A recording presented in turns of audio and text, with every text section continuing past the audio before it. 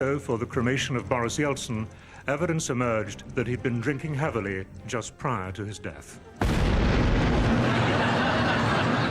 After the Duchess of York's debts reached a reported £10 million, bailiffs have seized the contents of her house, removing furniture, valuable paintings, and the Texas Rangers polo team. And there's been a major scandal involving the Serious Fraud Squad.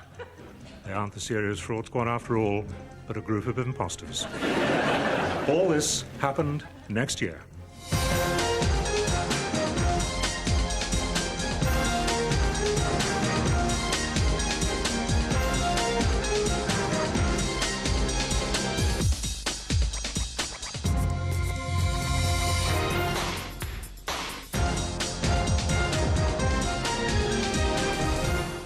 Good evening. It's October the 6th, 1997, the end of a week which will be remembered for this dramatic incident. Lady Thatcher is leaving a meeting at the Adam Smith Institute in London, when suddenly she produces a gun and starts firing randomly at passers-by. 6 months after sweeping to power, Prime Minister Tony Blair has hit out at those who accuse him of abandoning Labour's roots as he addressed the party conference in Tuscany. And after a bitterly fought court battle, a judge has ruled that in the interests of her own children, Paula Yates should no longer be able to name them. As the BSE crisis continues, the government has given in to pressure from the EC and agreed to extend its culling programme to pantomime cows. Hello, children! My name's Daisy! Where? He's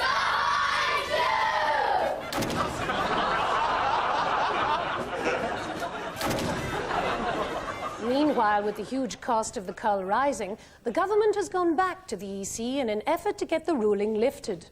There is no scientific evidence to link BSE with pantomime cows! Oh, yes, there is! Worst of all, there are fears that despite all the measures taken by the government, condemned panto cow meat is still finding its way into food outlets.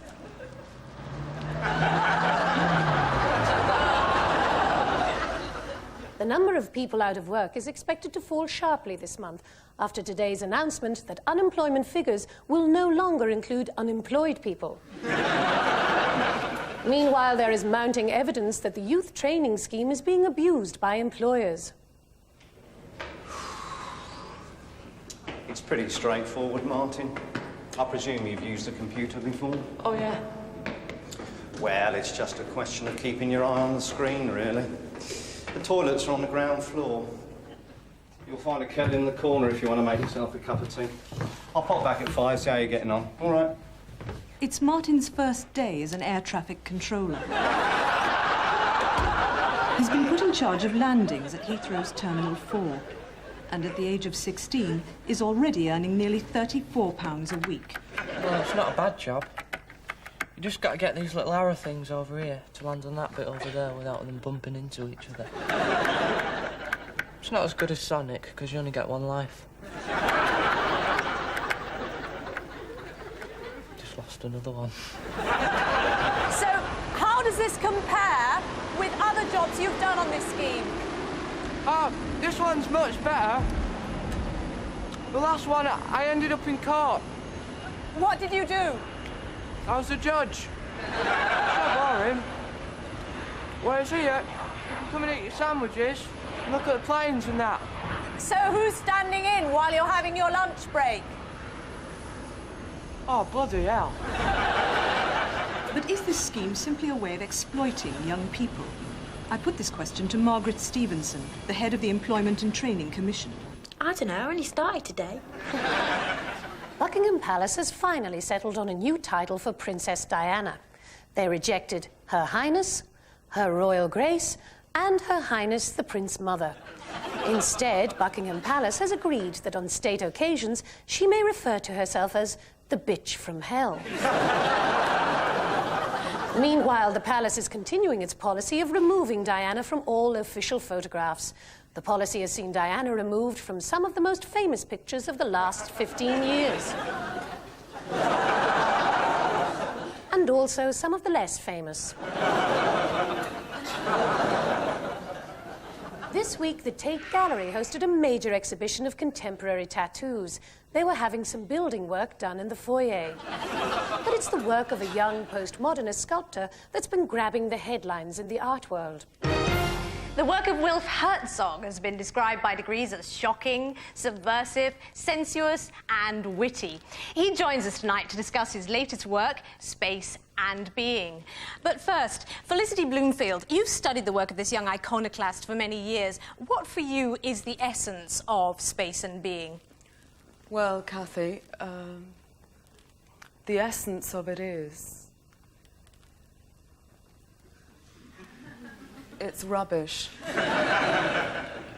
It's just a concrete slab. But surely the way in which the slab is tilted casts a shadow which says that form itself is inherently flawed.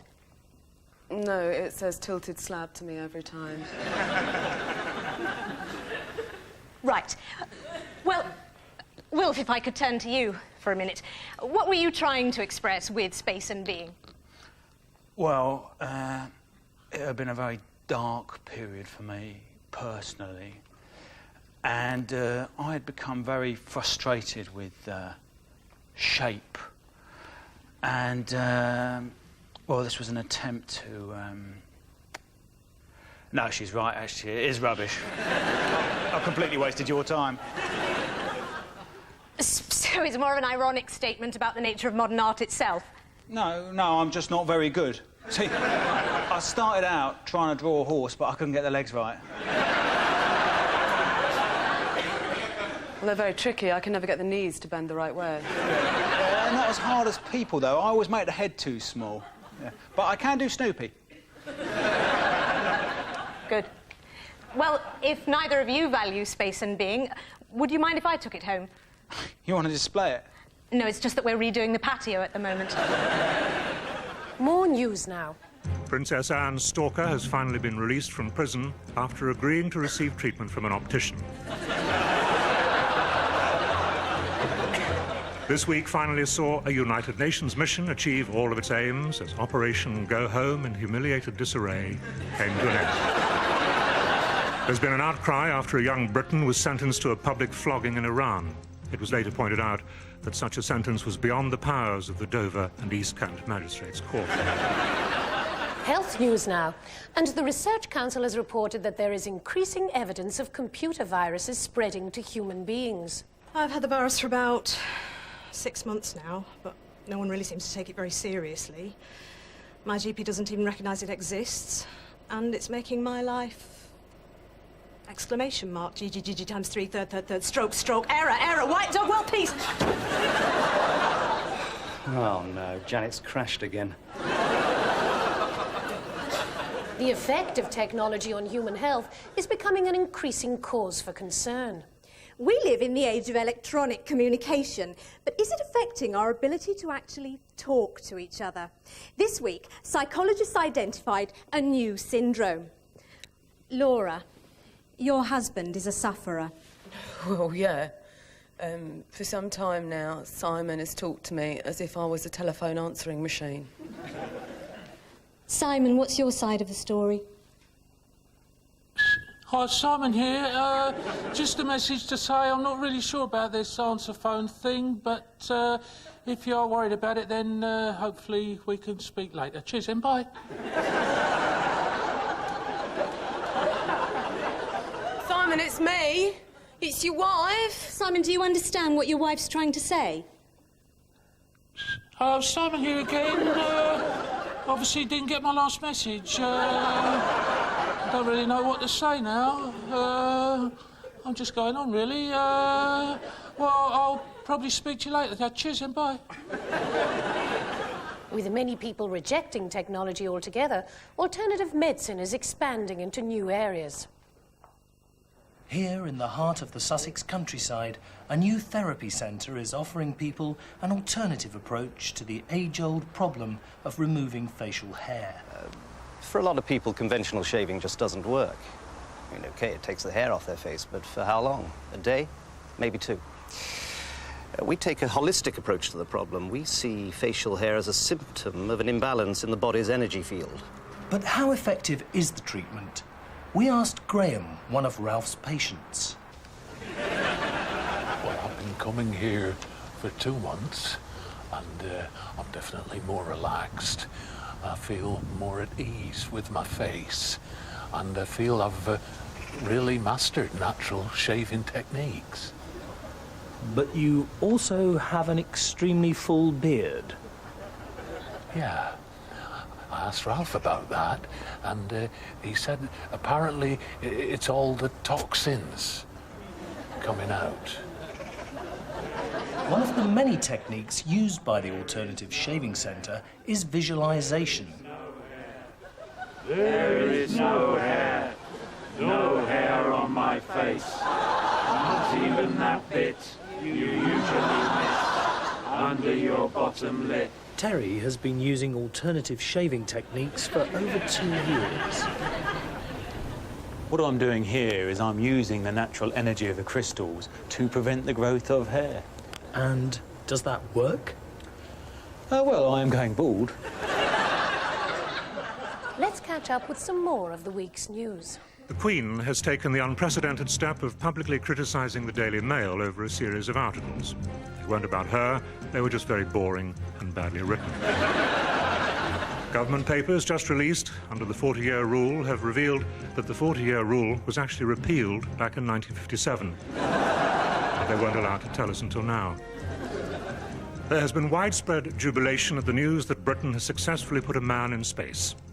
Jimmy Hill. Scientists studying data from the Hubble telescope have made an exciting discovery, a new sign of the zodiac, which experts have already named as the sign of the duck-billed platypus. It's been given the name because the 3 hitherto uncharted stars form an uncanny resemblance to a duck-billed platypus, with a star on its back. The new sign has already been adopted by leading astrologers. You lucky, lucky platypi. You're good with money, stubborn, and have a tendency towards external gestation. Police raided premises in North London today and arrested several men accused of running an illegal drinking and gambling club. They also seized large quantities of cannabis and cocaine. The men were later released and allowed to play the second half. A new survey has revealed that the average British family now has 4 television sets, 2 videos, 3 CD players, and a father who's a burglar. The continuing increase in crime has put the government on the defensive this week. Minister. Yes. Would you say that crime is a big problem? Yes, I think it is, but we're confident that with Just how big? Well, clearly very big, but one of the problems... Is it as big as a whale? I'm sorry. Is this problem as big as a whale? Well, I don't really think you can compare them. I mean, crime is a very regrettable antisocial phenomenon, whereas a whale is a large aquatic mammal. So it's not as big as a whale, then? No, I didn't say that. Oh, it is? Well, yes, all right, then it's as big as a whale. But the point is, this government is... What sort of whale? Look, does it matter? Well, of course it does. I mean, a pilot whale would be quite a small problem, whereas if we're talking about a blue whale... Well, all right, it's in between. What, a humpback? Humpback, whatever you like. Including the tail? Yes. OK. Go on. Right, good. Thank you. Now, as I was saying, previous governments have paid little attention to this problem. How little? Very little. What, as little as plankton? Right, that's it. I don't know if I really have. That's rubbish, really. Where's my car? After that controversial interview, an internal inquiry led to a big climb down by the BBC, although not as big as an elephant. Meanwhile, the BBC has angrily denied accusations that they're becoming increasingly commercialised. We'll have a full report on that story after this break.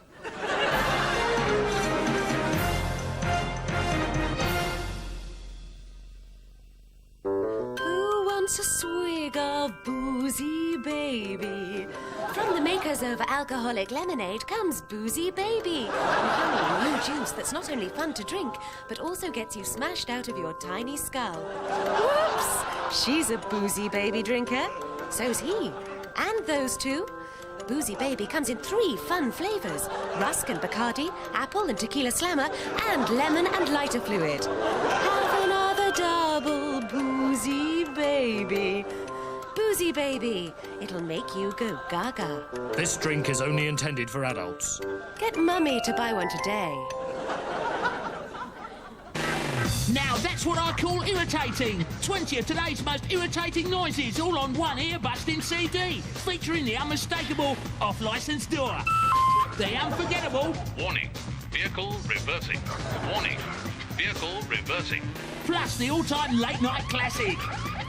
Also features somebody else's Walkman, the noise of the barcode thing at the checkout, and the ever-unpopular cell phone on a train. Plus the most irritating noise of all, the person talking on it. And I'm on a train. I'm on a train. And remember, 20 irritating noises is not available in the shops. It's available everywhere.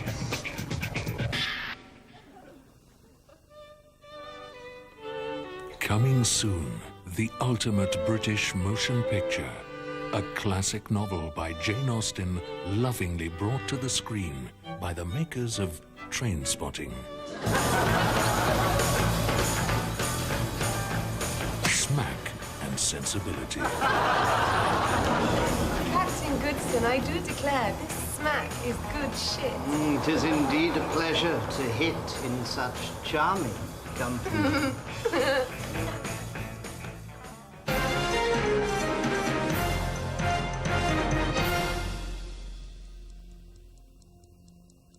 Welcome back. It's October the 6th, 1997, and these are some of the top stories. Thames Valley Police have abandoned the use of CS gas. From now on, officers sent to defuse dangerous situations will be armed with kittens. Stop, please!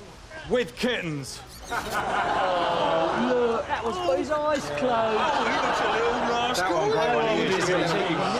Will he? Oh, you're a cheeky He's only thing, playing, aren't no, you? it's just little children. Where's the mum? Mum, she's at home. She's got She's another all right? Yeah, they're lovely, Oh, yeah. good. And following the success of the Home Shopping channel, cable TV has launched the new Home Shoplifting channel. Just look at the finish on that. That's genuine Diamante. And see, when I hold it up to the light like that, you can really tell it's quality jewellery. Of course, with a name like Divadley, you really know you're buying something special. NATO has plunged into crisis this week after the United States unilaterally declared a no-fly zone over Britain. The ban has already led to an incident at the Farnborough Air Show when the Americans shot down a red arrow and the other 14 crashed in perfect formation. Joining me live from RAF Bryce Norton is the commander of British forces. Commander, what's your reaction to this no-fly zone over Britain? Oh, the Americans have taken this provocative action unilaterally and without consulting any of their allies. And Britain supports it wholeheartedly. You support the ban on your own aircraft? 100%. It's about time someone stood up to us and taught us a lesson. That's why we've sent in some of our own planes to help support the no-fly zone. Which were also shot down by the Americans? Quite right. They'd violated the no-fly zone and had to face the consequences. Is there any situation in which Britain would not support the Americans? Yes? If they told us not to. General, thank you. An inquiry has been launched after a care in the community patient climbed into London Zoo and committed a tragic act of madness. He paid £11.50 for a Percy the Penguin tea towel. But despite the problems caused by releasing patients into society, the government is pressing on with an extension of the scheme. Ever since its introduction, controversy has surrounded care in the community. But now there's a new policy: intensive care in the community. Research shows that patients do far better outside these grim old Victorian hospitals. All we're doing is getting emergency cases out of the operating theatres and back into the community.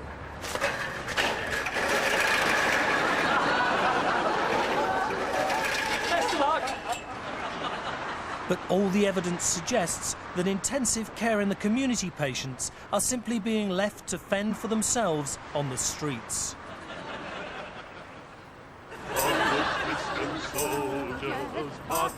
And in the absence of proper medical care, the task of looking after them has fallen to charity groups.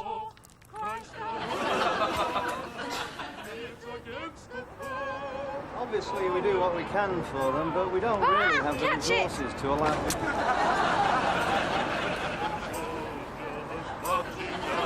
But despite criticism, the government have just launched a new scheme, zoos in the community, which they claim will get dangerous wild animals out of grim old Victorian zoos and back into the community. This week saw the launch of a new organisation, the National Association for Promoting Acronyms to provide a memorable name for pressure groups, or NAFPAT PANF Nufferburger. But should there be tighter controls on some of the more controversial groups that are springing up around the country? Kevin, you've got a bit of an unusual hobby, haven't you? Well, Leslie, me and a few of the others from the Dudley area have got together and formed ourselves into the Dresden Bombing Reenactment Society. I see. And so what exactly do you do? Well, a few of us from all walks of life get together at the weekends, hire a Lancaster bomber and drop thousands of tons of high explosives on a beautiful German city. And what on earth is the point of that? Well, there's absolutely no point to it at all, which is why it's such an accurate reenactment of the original event. Right. Excellent. Thank you very much. Kevin Booth, who shortly after that interview was shot down by the Dusseldorf Ack Reenactment Society. On Thursday, the chairman of Railtrack declared that the privatisation of Britain's railways had been a complete success, as the new Edinburgh Intercity Express pulled out of London. A British sportsman has been found guilty of cheating by using an extra-wide cricket bat. He's been banned from boxing for 2 years. After a year-long PR campaign, Prince Charles has finally found a way to make the British public sympathise with Camilla. He's put her in a veal crate and is exporting her to France. The world of classical music has been stunned by the discovery of a 200-year-old manuscript in an attic in Vienna, which turned out to be the end of Schubert's unfinished symphony. The complete work had its debut performance in Berlin this week. And you join us at the Brandenburg Concert Hall, where we're eagerly awaiting the first ever performance of the final movement of Schubert's newly renamed Finished Symphony. And now, with the audience on a knife edge, we are about to find out how this musical genius intended his masterwork to be resolved.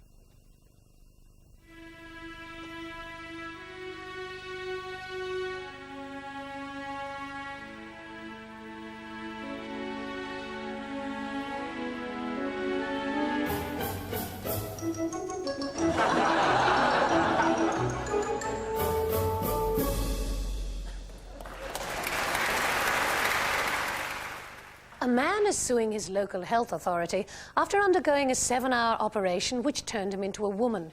He had only gone in to have his appendix out. But should perfectly healthy people be allowed surgery to change their identity? This debate has been heightened by a controversial new operation. This is Reg Smith. At the age of 42, he has made the decision to change his identity forever. He is about to have an operation to change his class. Well, I've always felt I was born into the wrong class. Like, on a building site, come tea break, I used to secretly drink Lapsang Souchong. And come Saturday, I'll tell the lads I'm going down the dogs. Whereas in fact, I was dressing up in blazer and cravat and going for a bit of a browse around antique shops in Richmond. Sausage, egg and chip, egg chip and bean, salmon roulade with goat cheese and avocado mousse. Yeah, that's mine. After months of counselling, Reg is now ready to undergo surgery. Now, what I'm going to do is I'm going to sew up this crack in the bottom. I'm going to remove this unsightly tattoo. And then the most difficult part of the procedure, I'm going to try and remove his pit bull terrier. Pack it in, pricks! Pack it in!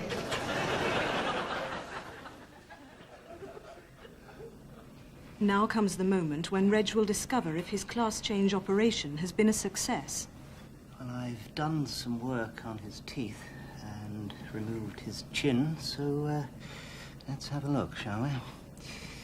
How are you feeling, Mr. Smith? It's Smythe, actually. So do I know you?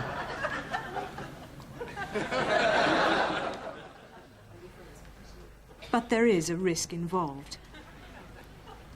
Sadly, in Reg's case, the operation has only been a partial success.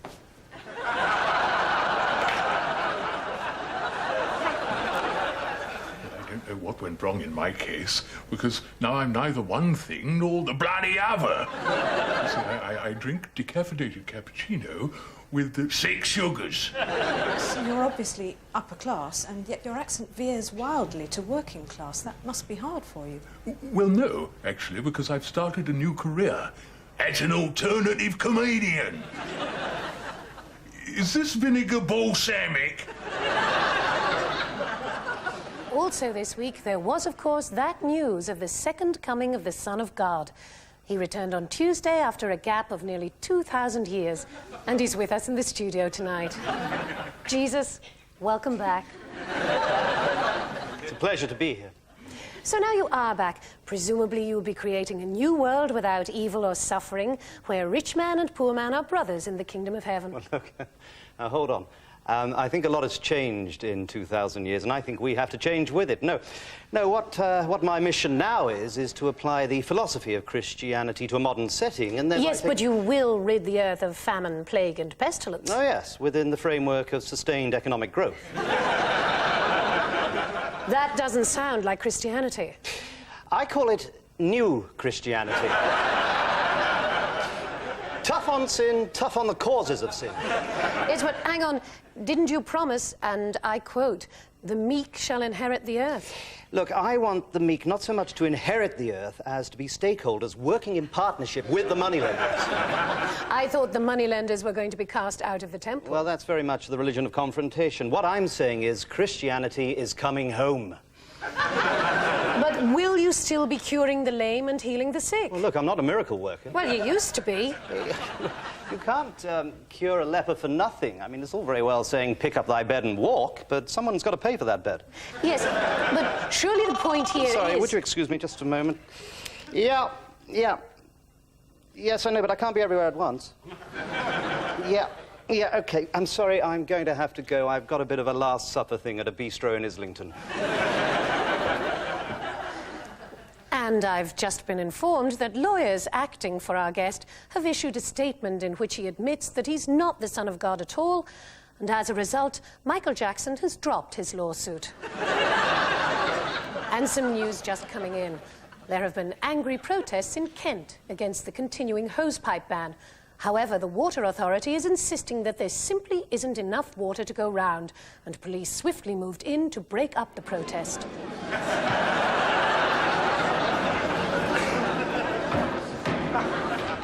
And that's the way the world looks tonight, October the 6th, 1997. Good night.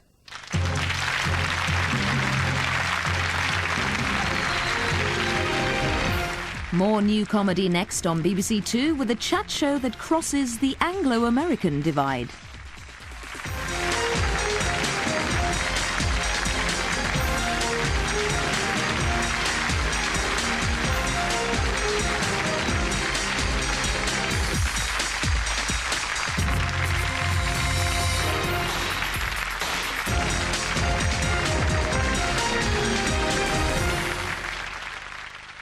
Coogan's Rock!